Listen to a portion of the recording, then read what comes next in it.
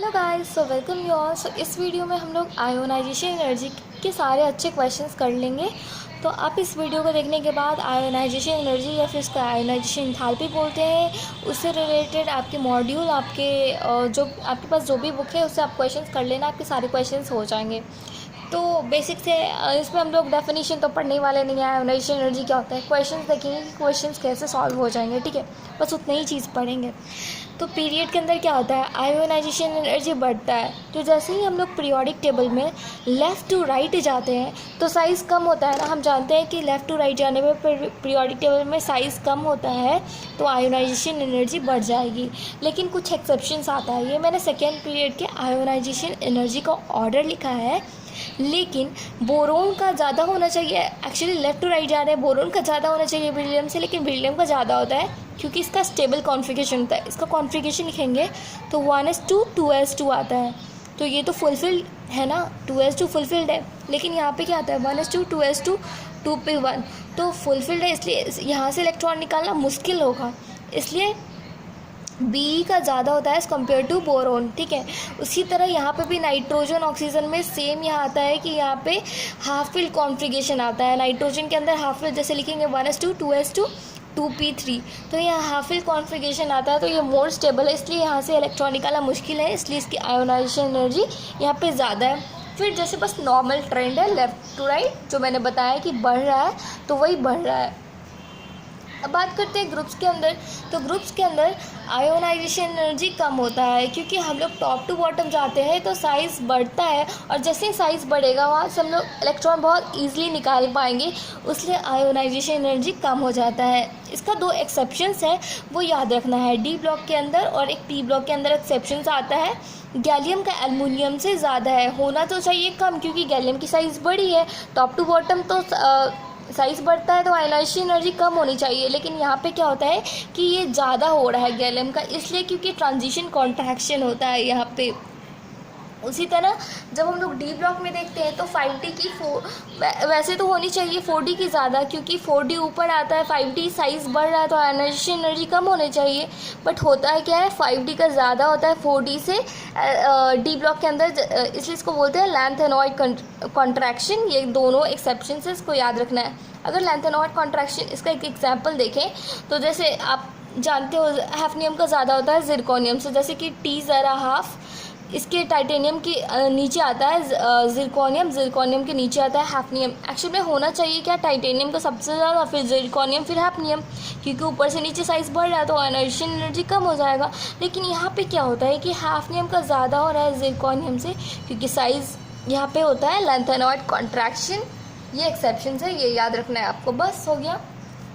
फिर दूसरी चीज़ आती है, एक क्वेश्चन आपसे पूछा जाता है कि कौन सा ऑक्सीडेशन स्टेट ज़्यादा स्टेबल है। ठीक है, तो जैसे कि यहाँ से सोडियम से एक इलेक्ट्रॉन निकाला Na+ बना, Na+ से एक इलेक्ट्रॉन निकाला Na+2 बना, तो इसके आयोनाइजेशन एनर्जी का डिफरेंस दिया होगा आपको क्वेश्चन में, और पूछेगा कि इन दोनों ऑक्सीडेशन स्टेट में से ज़्यादा स्टेबल कौन है।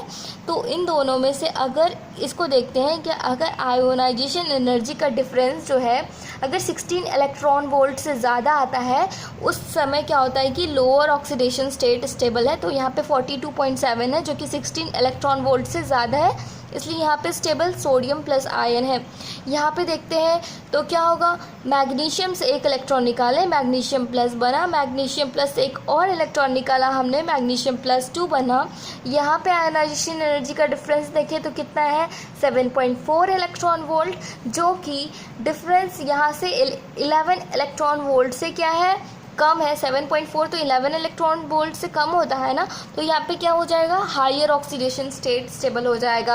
आपको ये वैल्यू नहीं याद रखनी है, आपको बस इतना याद रखना है कि अगर डिफरेंस जो होगा आयोनाइजेशन एनर्जी का वो 16 इलेक्ट्रॉन वोल्ट से ज़्यादा होता है, उस केस में लोअर ऑक्सीडेशन स्टेट स्टेबल होता है। और अगर आयोनाइजेशन एनर्जी का जो डिफरेंस है वो 11 इलेक्ट्रॉन वोल्ट से कम होता है, उस केस में हायर ऑक्सीडेशन स्टेट ज़्यादा स्टेबल होता है। तो अब हम लोग देखने वाले हैं इसके कुछ क्वेश्चन सॉल्व करके।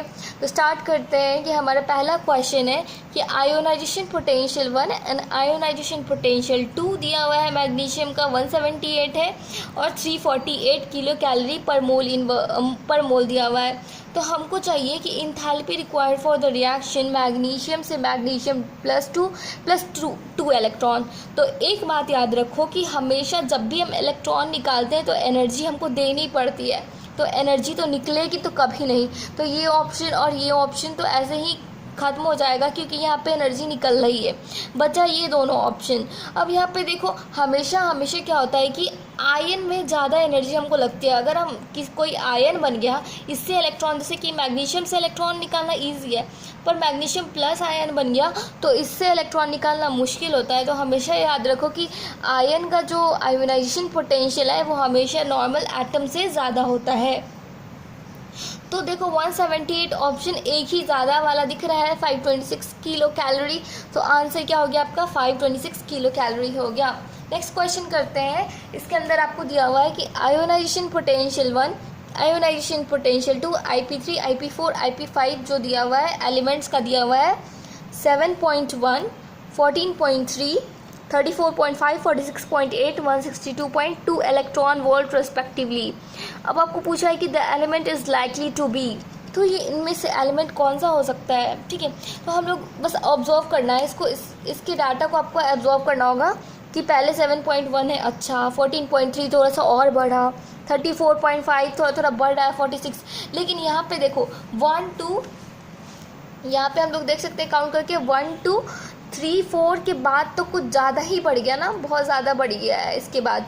तो क्या हो रहा है कि मतलब 4 निकालने के बाद 5 वाला इलेक्ट्रॉन निकालने में एनर्जी बहुत ज़्यादा बढ़ जा रहा है। तो इसका आंसर सिलिकॉन इसलिए होता है, इसका आंसर सिलिकॉन हो जाएगा क्योंकि सिलिकॉन का कॉन्फ़िगरेशन लिखते हैं हम लोग तो आता है 1s2, 2s2, 2p6, 3s2, 3p2। तो अगर 4 इलेक्ट्रॉन इधर से निकाल देते हैं तो स्टेबल कॉन्फ़िगरेशन 2p6 मिलता है जो कि फुलफिल्ड स्टेबल कॉन्फ़िगरेशन है। तो अगर हम चाहते हैं कि इससे इलेक्ट्रॉन निकालें तो हमको एनर्जी बहुत ज़्यादा देनी पड़ेगी, इसलिए इसका आंसर सिलिकॉन जाता है। नेक्स्ट क्वेश्चन है करेक्ट आंसर और IP1 के बारे में आपको बोलना है कि करेक्ट क्या है। सोडियम का IP एल्युमिनियम से ज़्यादा है, बिल्कुल गलत। मैंने बताया लेफ़्ट टू राइट IP बढ़ता है, ये तो गलत लिखा है, सोडियम का ज़्यादा है। सेकेंड वाला देखते हैं मैग्नीशियम का ज़्यादा होगा एल्युमिनियम से।